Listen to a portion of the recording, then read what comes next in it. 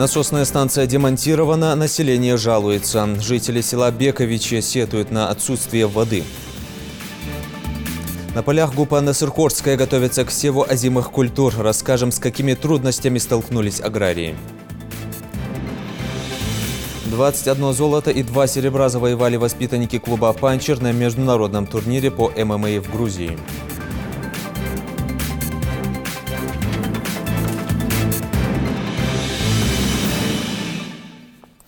На канале Ингушетия новости 24. Здравствуйте.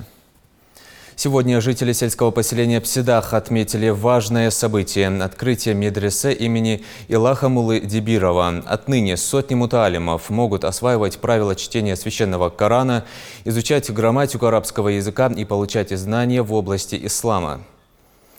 В здании предусмотрены необходимые условия для комфорта и удобства обучения. В торжественном мероприятии открытия учебного заведения приняли участие как ученики и преподаватели медресе, так и религиозные деятели Ингушетии и соседней республики. Не обошлось и без подарков. Все подробности в репортаже нашего корреспондента.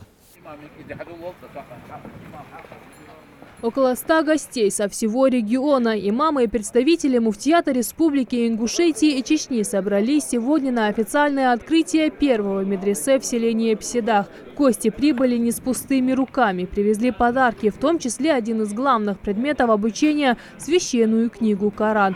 Собравшиеся делают дуа за успешное будущее духовно-образовательного учреждения.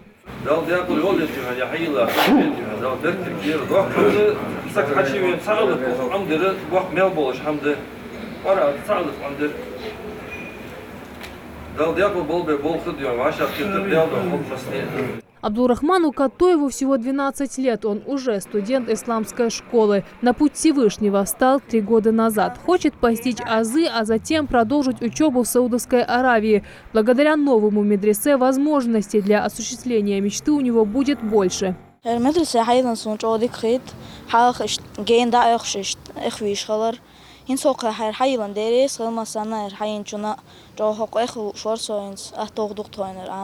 новом медресе может пройти обучение любой желающий, уверовавший в создание мира Всевышним. Ограничения следуют только для дошколят. Двери закрыты до первого звонка, а после добро пожаловать. К примеру, Амирхан Алироев в медресе один из самых пожилых слушателей. Главная причина, по которой я пришел сюда учиться, это правильно делать намаз. Верно читать такие аяты, как Бисмилlah и Атахьятул. Брать омовение по всем канонам. Здесь все толкует о мелочей. Коран – книга непростая. Одно неправильное произнесенное слово может изменить смысл написанного. Чаще из-за этого искажаются истинное значение аятов и сур. Неправильной трактовкой забивают умы молодых людей и экстремисты. Именно поэтому религия, подобно науке, требует тщательного изучения и истинного понимания. Здесь будут обучать терпимости людей к другой культуре, вероисповеданию и просто исламскому быту. Все студенты, которые здесь будут обучаться, освоят такие дисциплины, как этика и эстетика. Узнают, как себя нужно вести со старшими, с ровесниками и вообще с людьми. Но главная цель пребывания здесь – это духовное развитие. Медресе построены на площади 250 квадратных метров. Здесь расположены 7 аудиторий. Есть система кондиционирования, хорошее освещение. До официального открытия учебное заведение работало в так называемом тестовом режиме 2 года. И за этот срок выпустило более 500 студентов, полностью изучивших Коран. Были среди них и те, кто выигрывали конкурс чтецов этой священной книги. Подрастающая молодежь, чтобы они хотя бы азы религии изучали, чтобы они их не перетягивали, как говорится, другие течения традиционные, чтобы они были привержены традиционной религии, которой придерживались наши отцы и деды. Медресе открыла свои двери для всех желающих. Занятия будут проходить в понедельник, среду и субботу. Такой график удобен прежде всего для школьников. А чтобы их путь к священным знаниям был легким и интересным, духовные деятели прочитали маулид.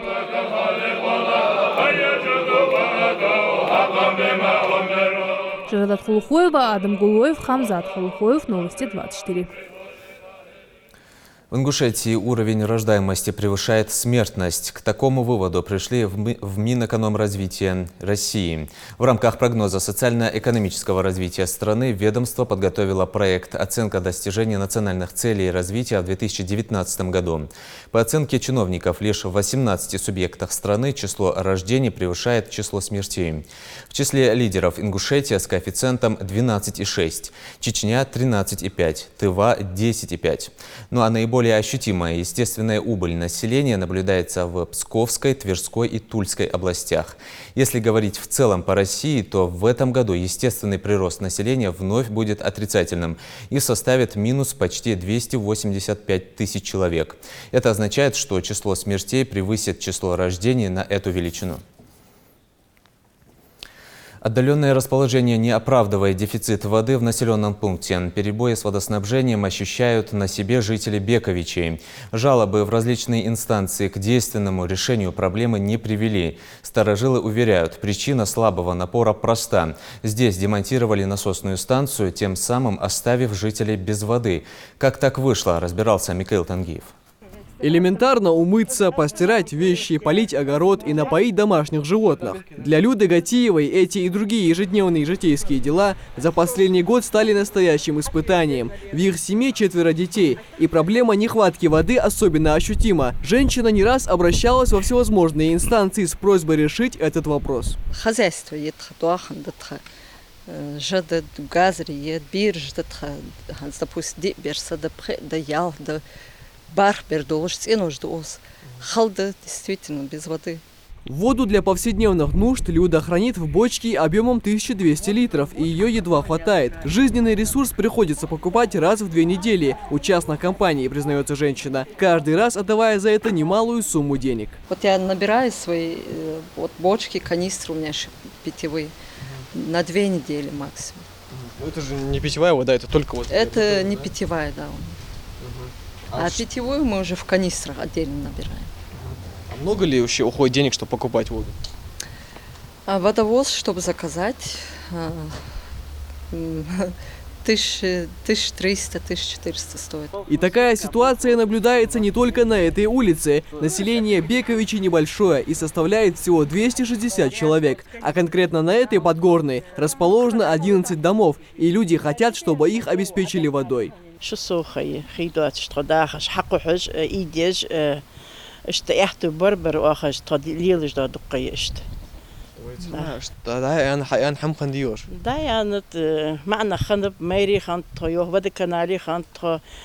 زون أبلز نوعية شان ترباج أنترباج أشيوخ كيشات شان أغز لي هم داستري أن دو خم خاتون تار ханс فقدر. Во время нашей беседы с жителями к нам присоединился заммэра города Малгобек, который пояснил, что вплоть до 2018 года вода благополучно текла по трубам, но все изменилось, когда внезапно сгорела насосная станция в Кизляре. Насосный двигатель в Бековичах демонтировали. Нужно отметить, что эта местность уже давно признана оползневой зоной, и многие жители были переселены в новые квартиры по федеральной целевой программе. Но были и те, кто не пожелал уезжать из родного села. Этот факт почему-то при демонтаже не учли. Они должны были в 2016 году уже должны были быть переселены в новый микрорайон. Понимаете? Из-за этого администрация города, мы в ожидании были, что сегодня, завтра переселят, поэтому не обновляются эти сети. Это первое. Второе. Насосная станция, которая здесь непосредственно находится в селе, она в ветхом аварийном состоянии. Не в аварийном, а в ветхом состоянии, потому что мы ее не реконструировали. Ссылаясь на то, что люди должны были переселиться. Давление воды стало не хватать для улиц, что расположены на возвышенности села. Проблем добавили и изношенные трубы 50-х годов. Как выход из сложившейся ситуации, жителям предложили самостоятельно брать воду из огромного накопителя объемом 500 кубов, расположенного неподалеку.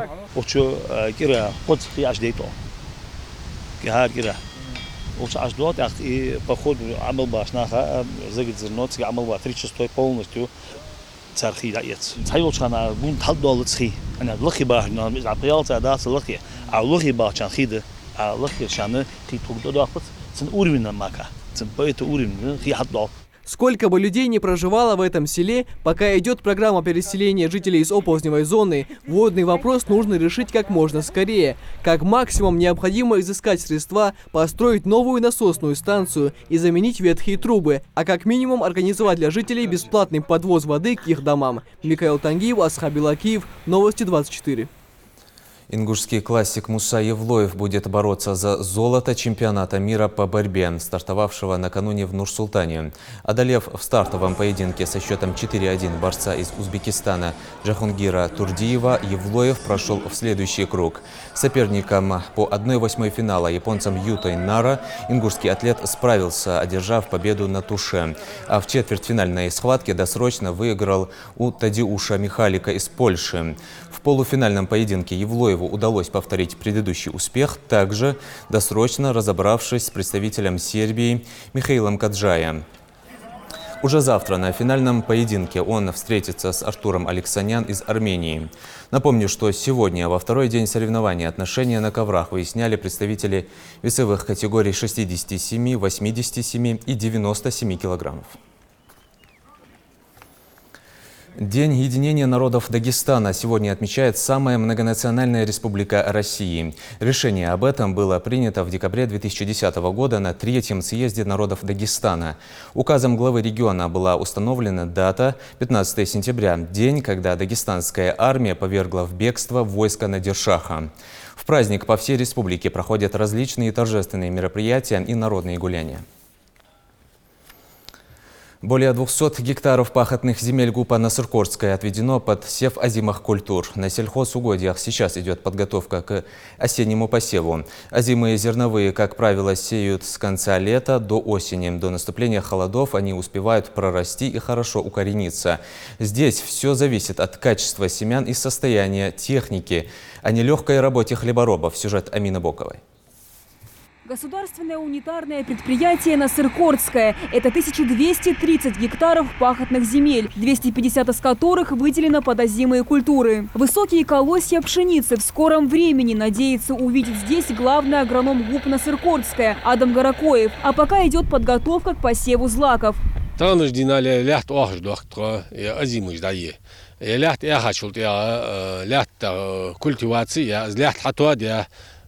сдадут долучи. Гура дадиничи, азимышт, юачин цахалычи, сходыш халыца, сходыш халыцар. Дада хачер, сходыш юаци, сходыш халыцар, гурах, басти халыр сходыш, избахан долуч, сходыш юагачола, кезига халыр, избахан долуч, хайец юаз. Для получения высокого урожая немаловажно качество посевного материала. Растения из крупных семян развивают более мощную корневую систему. Чем глубже закладывают узел пущения, тем выше зимостойкость озимой пшеницы. Завершить посев планируется до конца октября. Когда 250-260 килограмм на гектар даду, из октября будет баляга, агритирчи срока же из октября будет баляга, да и не стиян халези жес. А зимы октябрь будет баля, ветик глаз, что хаваттама, октябрь будет баля, и стиях кежи. Ибрагим Амхадов работает в ГУПе Насыркорская несколько лет. Опыт работы с уверенностью позволяет говорить о том, что наличие исправной техники – один из самых важных факторов своевременной и качественной работы. Кируется собой качество 44 иродиняжи. Трактор мой ящи, хаяни, хаяга, тишуи. Бол табут дел, это мы будем ста. Когда будет бол, ля. Ох, дык из чего дуля. Ну, ох, это бол табут дел. Бол хатом будет дел, это. Директор бол хожу. Иш дам ремонта, хаман. Здесь дам хатла хаж. Трактор юацер комбайн пуса бол ваш. Эски зерден уй бол бол. Кукуру хашка хокиш бол бол. Дел эндели. Хашка и таюли шак. В наличии ГУПа 16 единиц техники. Сеялки закупили весной. Часть тракторов не работают, нуждаются в серьезном ремонте. Все упирается в финансирование. Необходима дополнительная помощь, делится Хамзат Халухаев.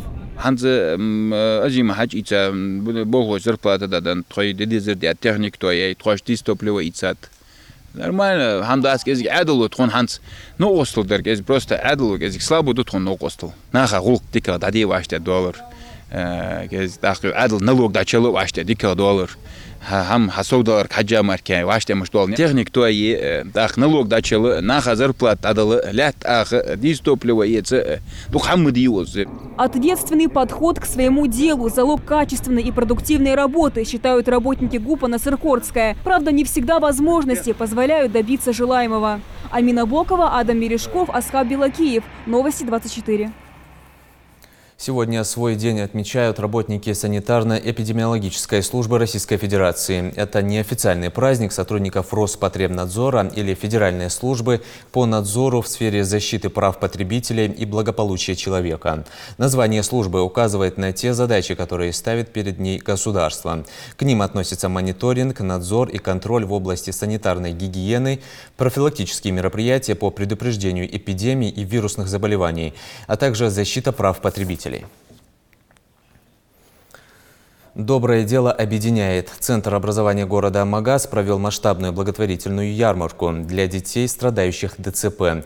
Представили широкий ассортимент продукции, начиная от сладостей и заканчивая поделками. Откликнулись все неравнодушные. Нашлось немало и тех, кто безвозмездно оказал помощь больным детям. Для покупателей также была организована культурная программа. Мака Дударова с подробностями. Все продаем на ваш выбор. Смотрите, рулетки, все продаем. Подходите, подходите. Вот так бойко зазывают здесь покупателей и пытаются выгодно реализовать свой товар. Все заработанные деньги отправляются в благотворительный фонд для детей, страдающих диагнозом ДЦП. Одной из тех, кому окажут помощь, является Имана Аушева, о которой знают все школьники. Лиана Дударова всем сердцем переживает за таких больных. В такой день вместе со всем классом заняла место за столом. Каждый приносит поделки, апельсины, варенье. Каждый по-своему все продает. Они очень хотят помочь этой Аушевой Имане. Пусть она выздоровеет поскорее. Сладости, овощи, соленья и даже поделки. На импровизированных прилавках можно найти все. Торговля идет. Покупатели хоть отбавляй. Благое дело объединяет. Каждый рад возможности помочь оказавшимся в трудной ситуации. Я сегодня принес варенье, вафли, салат, 3 салата даже, можно так сказать.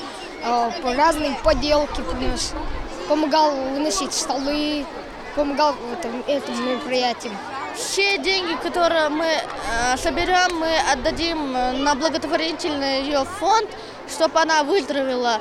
Я сегодня принес соленье, и все эти деньги пойдут на лечение Иманы. Мы приносим разную еду или разные поделки, приносим, ставим их, чтобы люди покупали. Пришли на ярмарку не только ученики, но и их родители с маленькими жителями республики. Чтобы развлечь гостей, школьники подготовили концертную программу, танцы и песни. Выступила и художественный руководитель Центра образования. Она спела песню, а ее подопечные станцевали. С каждой школы, мне кажется, каждое учреждение, каждый человек должен просто, если даже не устраивать определенные мероприятия, от себя знать, что есть люди, которые нуждаются, и помогать просто от себя, не показывать обществу или же на телевидении показывать все это, а просто от себя, от души сделать добро, помочь, чем смогут. Мне кажется, сегодня очень много народу приходили, помогли, я просто была удивлена. Алхамдулилла, то, что я сегодня увидела, я сама была просто в шоке, не могу этого не сказать. Мероприятие получилось масштабное. Это хороший повод собрать людей, которые не могут пройти мимо человека, которому нужна помощь. В Центре образования не в первый раз проводят такую ярмарку. Наши родители, дети принимают в ней активное участие. Каждый классный руководитель, каждый ребенок считает нужным свое участие в этой ярмарке. Кому-то сегодня удалось продать продукты, сладости и даже поделки. Однако многие пришедшие сюда просто опускали деньги в ящик-накопитель и уходили без лишних слов. Ведь мир не без добрых людей. И сегодняшнее мероприятие тому доказательство. Мака Дударова, Магомед Даскиев, Новости 24. До конца текущего года в Ингушетии планируется открытие 17 центров образования цифрового и гуманитарного профилей «Точка роста» в рамках реализации регионального проекта «Современная школа». Они будут открыты на базе общеобразовательных организаций Назрановского, Малгобекского, Сунжинского и Джейрахского районов. В центрах будет осуществляться единый подход к общеобразовательным программам. Изменится содержательная сторона предметной области технология, в которую будут введены новые компетенции. 3D-моделирование, компьютерное черчение и технологии цифрового пространства, которые будут реализовываться на уровнях начального, среднего и общего образования, а также в формате урочных и внеурочных занятий. 23 медали, большинство из которых золотые, завоевали ингушские файтеры на международном турнире по смешанным боевым единоборствам Open Potty. Воспитанники бойцовского клуба «Панчер», подопечные Ислама Ахильгова, успешно выступили на соревнованиях, прошедших в Грузии. Туда съехались спортсмены из более 150 стран мира. По приезде домой с призерами встретился наш корреспондент Муса Измайлов. 21 награда высшей пробы и 2 серебряных медали. Таков результат наших бойцов. Для Алима Мережкова это не первые соревнования, и уже в 13-летнем возрасте он кандидат мастера спорта, призер чемпионата мира. В финале его соперник даже отказался выйти на поединок. Со мной дрались еще 2 человека до финала. С ними я подрался, и в первом бою со мной вышел армянин, в другом иранец, и я победил их. Они были хорошо подготовлены физически и технически. Эмоции у меня после боев были хорошие, потому что я выиграл, занял первое место. Но и, конечно же, расстроился, потому что никто не вышел на финальный бой. В турнире принимали участие более 150 спортсменов из разных стран мира. Файтеры выступали в 3 разделах – профессиональном, полупрофессиональном и любительском. Удушающие болевые приемы тут нередко сменяются ударными комбинациями. У каждого бойца свой индивидуальный стиль. Такой есть и у юного борца Абдулмалика Тичуева. Он перевел своего противника в партер и решил исход боя в свою пользу. Как говорит юниор, останавливаться на достигнутом не собирается. 8. Первый бой есть, халата. Так, мы соперник порвется, вот же мы сыграли. Мы с раунд халдаха. Халдари хан, вот же, волноваться дури, алата улучша. Дур. Так, тренер Фелро, резвый тренер, да, на царбе. А так, холод для хабио тренеришек. А вот самый яркий и, пожалуй, самый короткий бой этого турнира показал Амирлан Яндиев. В профессиональном дебютном поединке гроссмейстерским ударом он досрочно завершил схватку уже в начале первого раунда. Перед камерой немногословен, но в клетке настоящая гроза для соперников. Реакция болельщика подтверждает, насколько красиво все выполнил борец. Ханца боя сразу же дату уже корт walsh или уже или так еригу раунд чаха. Я встретил Андерсик тренеру подсказать Андерсон. А и тактики раир дату уже сразу. Справа чего говорит Хорсон. Именно этот бой мы заранее, мы рассмотрели, предыдущие бои смотрели, и я знал, что он сразу постарается его партии перевести, Амирлана. Ему была задача, я ему сказал, чтобы он меня встретил, чтобы он был готов Тренировки до выезда у нас были в горах, в лагере в Эрзи. Там 10 дней мы проходили сборы и приехали, и утром, вечером, день, 2 раза мы здесь тренировались. Можно смело сказать, что ингушские бойцы одни из лучших в мире. Их результаты – яркое тому подтверждение. Чемпионат позади, громкие победы уже в истории, но впереди новые вершины на пути к пьедесталу. Муса Измайлов, Адам Далаков, Новости 24. На этом наш выпуск завершен. Оставайтесь на канале Ингушетия.